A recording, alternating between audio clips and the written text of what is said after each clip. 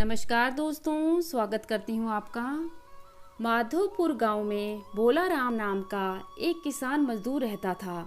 वह बड़ा ही गरीब था, लेकिन छल कपट से कोसों दूर। उसे मेहनत करके जो भी मजदूरी मिलती वह पत्नी के हाथ में रख देता। उसकी इतनी कमाई नहीं थी कि वह दान पुण्य कर सके। एक सुबह जब वह काम की तलाश में जा रहा था तो उसने देखा कि गांव के मुखिया और गांववासी चौपाल पर बैठकर वार्तालाप कर रहे हैं। भोला यह जानने के लिए कि किस विषय पर वार्तालाप हो रहा है, मुखिया के पास जाता है। तब गांव के मुखिया बताते हैं कि हमारे गांव में एक पहुंचे हुए महात्मा अपने चेलों के साथ आ रहे हैं। उन्हीं के आदर सत्कार के विषय में बात हो रही है। हमने पूरे गांव वासियों पर संतों के ठहरने की व्यवस्था और खान पीन का जिम्मा डाला है। जिसकी जितनी श्रद्धा वह उतनी संतों को भोजन कराने के लिए नाम लिखवा ले। और भोला राम से पूछा, तुम्हारे नाम मैं कितने संतों का भोजन लिखूं?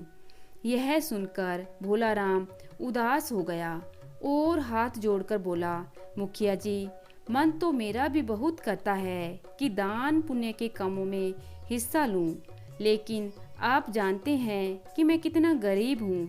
मेरी तो जमीन भी साहूकार के पास गिरवी रखी है।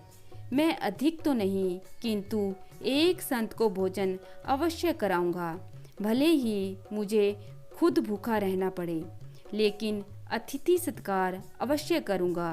तभी गांव का साहूकार आ गया। भीड़ ने भोला राम को एक ओर धकेल दिया। मुखिया जी साहूकार के सत्कार के लिए उठ खड़े हुए। आइए साहूकार जी, साहूकार ने कहा, जितने भी संत बाकी बचे हैं उन सब का भोजन आप मेरे नाम लिख दें। ठीक है साहूकार जी, मुखिया ने कहा। तब भोला राम घर की ओर चल दिया। घर पहुंचकर पत्नी ने पूछा, आज आप वापस कैसे आ गए?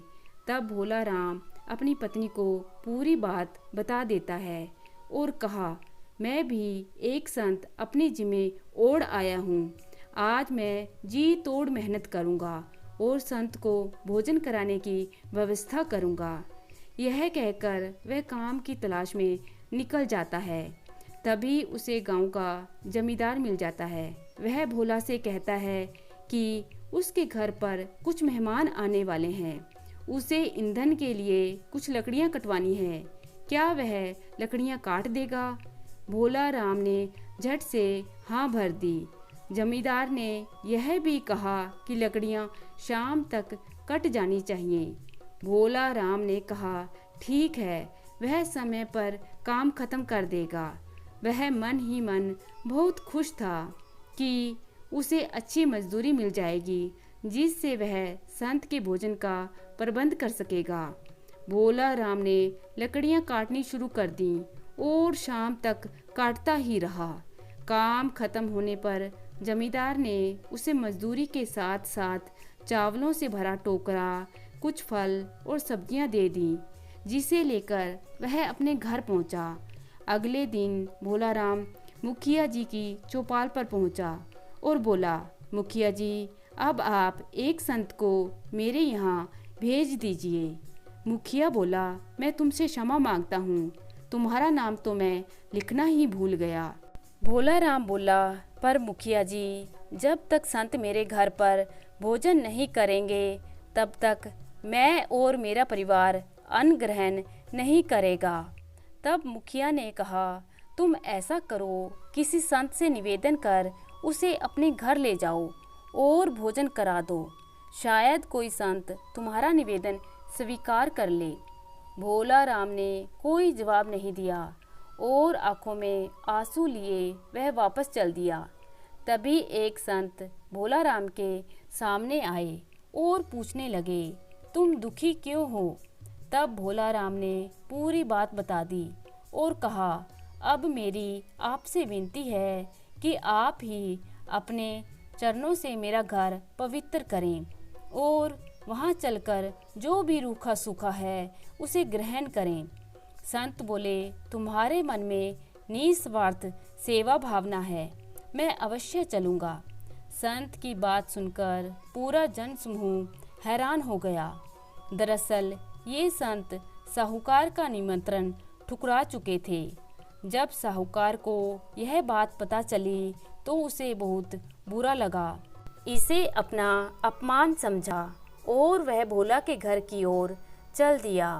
संत के भोजन करने के पश्चात साहूकार ने संत जी से पूछा, महाराज, आपने मेरा निमंत्रण अस्वीकार करके भोला का निमंत्रण क्यों स्वीकार किया? तब संत बोले, तुम्हारे निमंत्रण में अहंकार था, जबकि भोला के निमंत्रण में प्रार्थना थी, अनुरोध था।